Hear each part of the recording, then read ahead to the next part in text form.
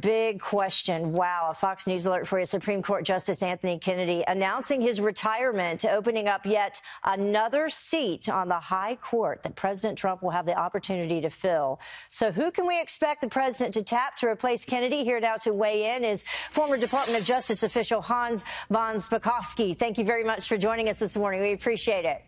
Sure thing. All right. So just tell us, who's it going to be? Nobody. We don't really know. No, that's true. We do have some names, though, some potential nominees, and the president has said that he will pull from that list of 25 that we know of. Let's take a look at some of the top names right now that we're looking through as they scroll through. Amy Barrett, and then I can't read them that quickly, but there's 25 of them. We've narrowed it down to about 6, and we're being told that Brett Kavanaugh is possibly in the lead. Yep. Now, what do you know about these folks?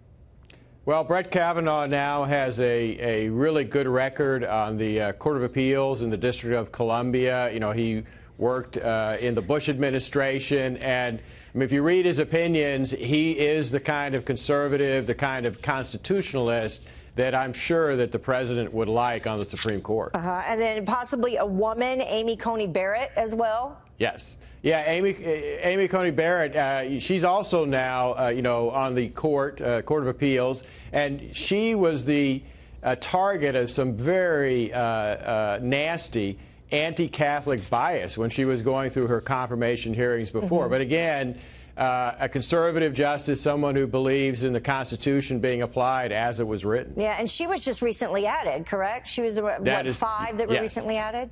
And then another top name, Amul Tapar.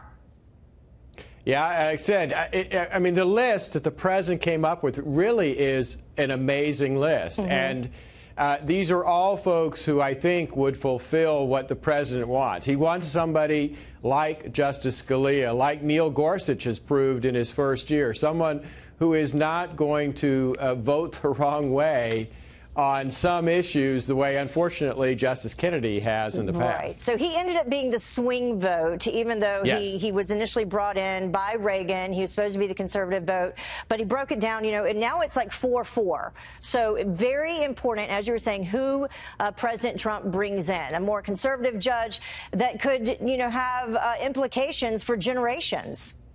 No, that's true. And all you need to do is look at this week. This was the last week at the Supreme Court. We had all these great decisions come out, but they were all 5-4. For example, holding up the travel ban of President Trump, that was a 5-4 decision. The union case just now was also a 5-4 decision. That tells you how important that 5th vote that Justice Kennedy represented is for future cases. So what are the chances that the vote will be confirmed before they reconvene in October, before the midterms?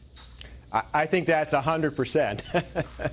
They want to get someone in. They don't want a 4-4 court deciding major cases coming up. And there's lots of precedent for this. Remember, Elena Kagan was nominated by President Obama in 2010, also a midterm year. She was nominated in May. She was confirmed in August. So we're going to hear very quickly from the president who he wants, and I pretty much guarantee you they're going to try to get her confirmed before the October term starts. And that being the key, a midterm election versus a presidential election, a very big difference. Right. All right. Thank you so much, Hans. We appreciate it. We will see what happens next. Actually, see what happens today, because you never know. You're right. Thank you.